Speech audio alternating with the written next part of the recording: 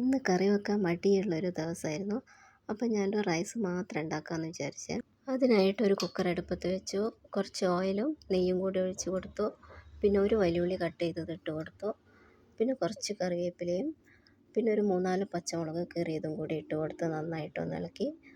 അതിനുശേഷം നമ്മുടെ സ്പൈസസ് ഇട്ട് കൊടുത്തു. ഗ്രാമ്പൂ, പട്ട, ഏലക്കായ്, ജീരകമൊക്കെ ഇട്ട് കൊടുത്തിട്ട് ഒന്നുകൂടി നന്നായിട്ടൊന്ന് ഇളക്കി കൊടുത്തു.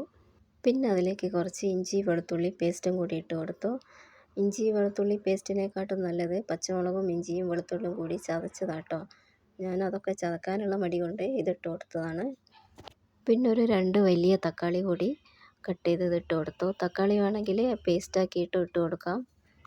ഇനി തക്കാളി നന്നായിട്ട് സോഫ്റ്റ് ആവുന്നത് വരെ ഒന്ന് ഇളക്കി കൊടുക്കുന്നുണ്ട്. ഇപ്പോൾ ഇതാ തക്കാളിയൊക്കെ നന്നായിട്ട് ഉടഞ്ഞു വന്നിട്ടുണ്ട്. ഇനി അതിലേക്ക് പൊടികൾ ഇട്ട് കൊടുക്കാം. കുറച്ച് മഞ്ഞൾപ്പൊടി, കുറച്ച് മുളക് പൊടി കുറച്ച് മതി. പിന്നെ കുറച്ച് കുരുമുളക് പൊടിയും പിന്നെ കുറച്ചധികം ഗരം മസാലയും. പിന്നെ അതിലേക്ക് കുറച്ച് മല്ലിയിലയും പുതിനയിലയും കൂടി ഇട്ടിട്ട് ഒന്ന് നന്നായിട്ടൊന്ന് വഴറ്റി കൊടുക്കണം. ഇനി ഇതിലേക്ക് ഞാൻ 2 കപ്പ് ബസ്മതി റൈസ് ഇട്ട് കൊടുക്കുന്നുണ്ട്. കഴുകി ഒരു 10-15 മിനിറ്റ് ഞാനൊന്ന് കുതിർത്താൻ വെച്ചിട്ടുണ്ടായിരുന്നു. അപ്പോൾ അതും കൂടി ഇട്ട് കൊടുത്തിട്ട് ഒന്ന് നന്നായിട്ടൊന്ന് ഇളക്കി കൊടുക്കുക. ഈ സമയത്ത് ഒരിത്തിരി നെയ്യും കൂടി ഞാൻ ഒഴിച്ചു കൊടുക്കുന്നുണ്ട്. എന്നിട്ട് നന്നായിട്ട് ഒരു 5-10 മിനിറ്റ് ഒന്ന് നന്നായിട്ടൊന്ന് ഇളക്കി കൊടുക്കണം. പിന്നെ അതിലേക്കൊരു 4 കപ്പ് വെള്ളം ഒഴിച്ച് കൊടുക്കുന്നുണ്ട്. പച്ചവെള്ളം തന്നെയാണ് ഞാൻ ഒഴിച്ച് കൊടുക്കുന്നത്. ഇനി കുക്കറിൻ്റെ അടപ്പ് വെച്ചൊരു 2 വിസിൽ വരുന്നത് വരെ വേവിക്കണം. അതിനിടയ്ക്ക് ഞാനൊരു ചീര കൊണ്ടൊരു ഉപ്പേരി കൂടി ഉണ്ടാക്കി.